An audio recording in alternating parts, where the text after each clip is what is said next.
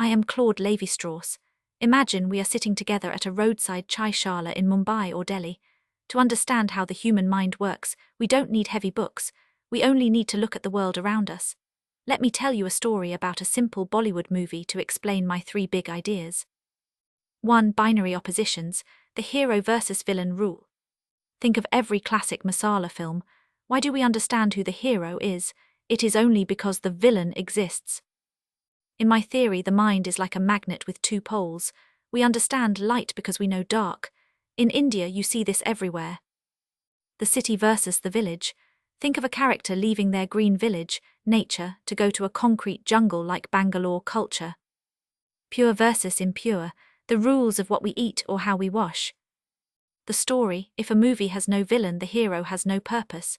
The meaning of the movie isn't in the actor, it's in the battle between the two opposites. This is how we organize our entire world. 2. Mythemes, the Lego blocks of stories. You have thousands of beautiful myths in India, the Ramayana, the Mahabharata, and local folk tales. My second idea is that all these stories are made of the same Lego blocks, which I call mythemes. The idea, if you take a Lego castle apart, you have a pile of bricks. Those bricks are mythemes. You can use the same bricks to build a spaceship or a house. Indian example, think of the exile in the forest theme. It happens to Rama, it happens to the Pandavas, and it happens to the hero in a modern movie who is kicked out of his home. The story changes, that is parole or speech, but the underlying structure of the bricks, the lang or language, stays the same across all of India. 3. Synchrony, the snapshot. Some people want to know the history of a song, who wrote it in 1950 and how it changed. I don't care about that, I look at the synchrony. The idea, imagine a cricket match. You can study the history of cricket since the 1800s, that's diachronic. Or you can take a photo of the field right now, that's synchronic. Why it matters? In that one photo, you see the relationship between the bowler, the batsman, and the fielder.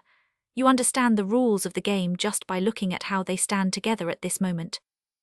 When I look at Indian society, I don't just look at the past. I look at how your festivals, your food, and your family rules all fit together right now to create a balanced system. My message to you, my dear students, whether you are scrolling through Instagram or visiting a temple, ask yourself, what is the hidden pattern here?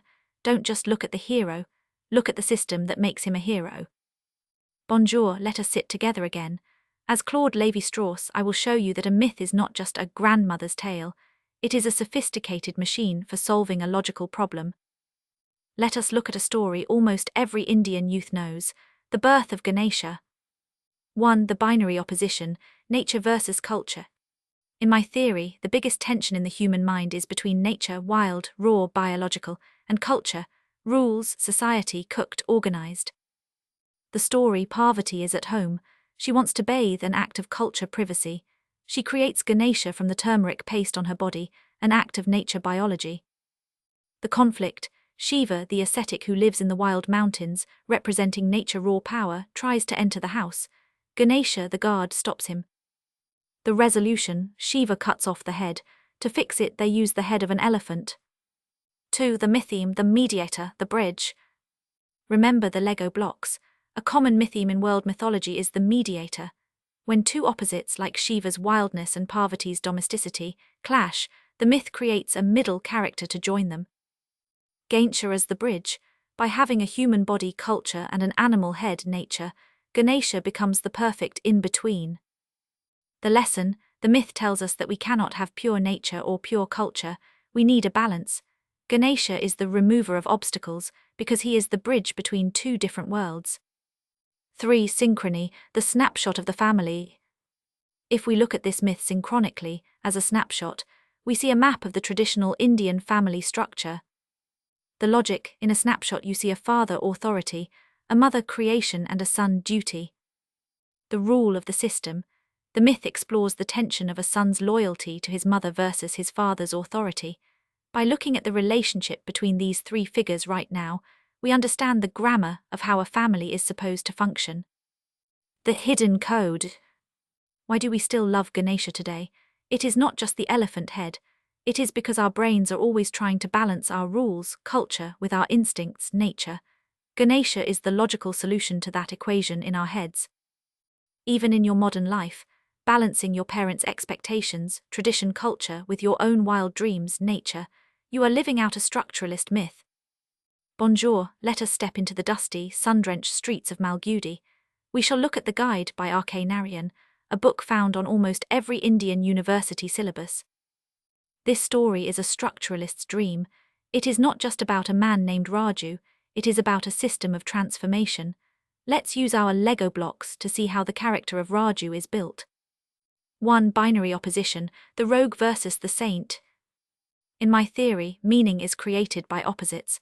The entire novel is built on a massive tension between two poles. The railway Raju, culture, desire, greed.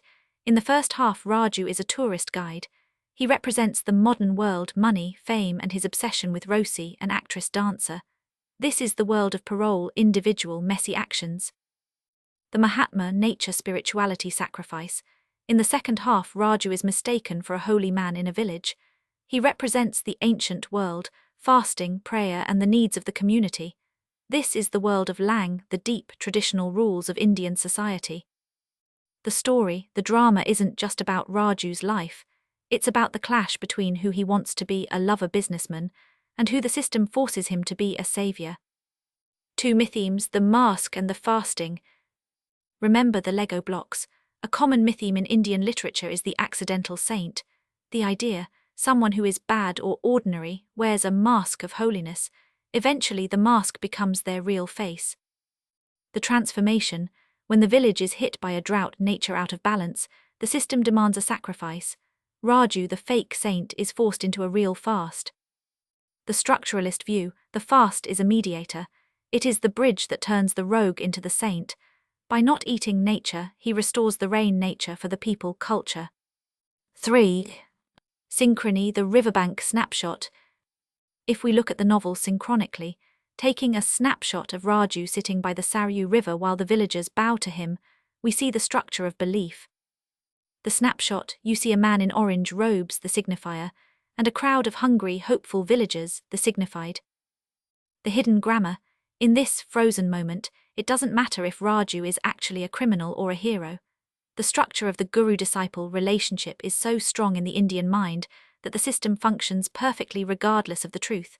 The role is more important than the actor. The final code. In the end, does it rain? Does Raju die? R.K. Narayan leaves it a bit blurry, but as a structuralist I see the code is complete. Raju was a guide for tourists, leading them to monuments, and then he became a guide for the soul, leading the village to hope. The structure of being a guide stayed the same, even though the content changed. The human mind loves this symmetry. We love seeing a cycle close. Vikram and Beetle, the Betel Pachisi, is perhaps the most structuralist text in all of Indian literature. It is not just a collection of stories, it is a mathematical grid of logic. If we look at these stories through my Lego blocks, we see a perfect machine at work. 1. Binary opposition, the king versus the ghost. In my theory, structures are built on opposites that define each other. Here, we have the ultimate yes-no tension. King Vikram, culture, order, dharma. He represents the human world, the law, and the duty of a ruler to finish a task.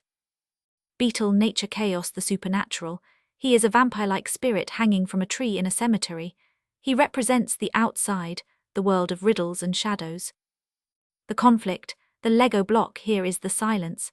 The king must remain silent, culture, restraint, to capture the ghost, but the ghost tells stories to force him to speak, nature, expression.